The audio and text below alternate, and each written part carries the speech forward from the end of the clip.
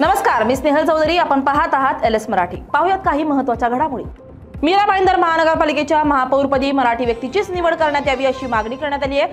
याबाबत मनसेचे उपाध्यक्ष संदीप राणेंनी भाजप आमदार नरेंद्र मेहता यांना निवेदन केलंय. मराठी व्यक्तीची निवड न झाल्यास तीव्र आंदोलन छेडलं जाणार असल्याचा इशारा मनसेने दिलाय. सोलापुरात आगामी निवडणुकीसाठी उपमुख्यमंत्री एकनाथ शिंदे आणि मंत्री दादा भुसेंनी भाजपसोबत चर्चा करण्याच्या सूचना दिल्यात असं शहाजी बापू पाटलांनी म्हटलंय.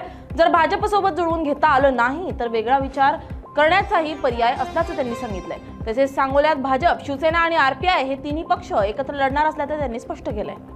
सोलापुरात जिल्हा परिषद निवडणुकीच्या तिकीट वाटपावरून महिला पदाधिकाऱ्यास सिद्धराम म्हेत्रे यांनी जीवे मारण्याची धमकी दिल्याचा आरोप करण्यात आलाय. म्हेत्रे यांच्या दबावामुळे माझे तिकीट कापल्याचा आरोपही शिंदे सेनेच्या महिला संपर्क प्रमुख यांनी केलाय. सांगलीत भाजपाचे आमदार गोपीचंद पडळकर यांच्या वहिनी जिल्हा परिषदेच्या मैदानात उतरल्यात. माधवी पडळकर यांनी निंबवडे जिल्हा परिषद गटामधून भाजपाकडून आपला उमेदवारी अर्ज भरलाय. यावेळी गोपीचंद पडळकर यांच्या उपस्थितीमध्ये जोरदार शक्ती प्रदर्शन करण्यात आलंय. बीडच्या आंबेजोगाईमध्ये एका वानराचा मृत्यू झाल्यानंतर गावकऱ्यांनी त्याचा अंत्यविधी केला. या वानराची गावकऱ्यांनी पारंपरिक पद्धतीने टाळ मृदुंगाच्या गजरात अंत्ययात्रा देखील काढली आहे. त्यानंतर या वानरावर विधिवत अंत्यसंस्कार करण्यात आले. यावेळी गावकरी भावनिक झालेले दिसून आले. बुलढाण्याच्या शेगावमध्ये पिण्याच्या पाण्यासाठी सरपंच आणि उपसरपंच संघटनेच्या वतीने तहसील कार्यालयासमोर एक दिवसीय आंदोलन करण्यात आले. 38 गाव पाणीपुरवठा योजनेचं काम रेंगाळलं असून कामाचा कालावधी पूर्ण झालेला आहे. यामुळे या गावामध्ये पिण्याच्या पाण्याची तीव्र टंचाई होत आहे. त्यामुळे तात्काळ पिण्याच्या पाण्याची व्यवस्था करा, नाहीतर निवडणुकीवर बहिष्कार टाकणार असल्याचा इशारा यावेळी नागरिकांनी दिलाय.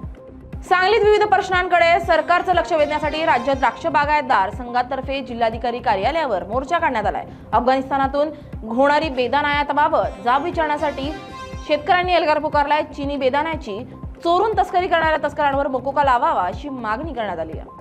बुलढाण्यात स्वातंत्र्य स्मारकावरील अतिक्रमण हटवण्यासाठी नगरपालिकेत लोटांगण आंदोलन करण्यात आले. मात्र निवेदन स्वीकारण्यासाठी मुख्याधिकारी उपस्थित नसल्यानं त्यांच्या बंद दालनाला हार अर्पण करून निवेदन दिलंय. मागणी मान्य न झाल्यास शहरभर रास्ता रोकोचा इशारा आझाद हिंद संघटनेनं दिलाय. गोंदिया जिल्ह्यात अवैध वाहतूक करणाऱ्या 104 वाहनांना पकडण्यात आलाय.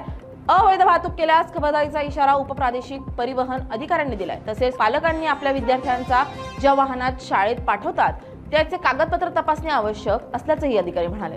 गडचिरोलीच्या नागेपल्लीत अंत्यविधी आटोपून घरी जात असताना भीषण अपघात झालाय. या अपघातात दोघांचा जागीच मृत्यू झाला असून 3 जण गंभीर जखमी झालेत. या जखमींवर चंद्रपूरच्या रुग्णालयात उपचार सुरू आहेत. या होत्या काही महत्त्वाच्या घडामोडी. पाहत रहा LS मराठी.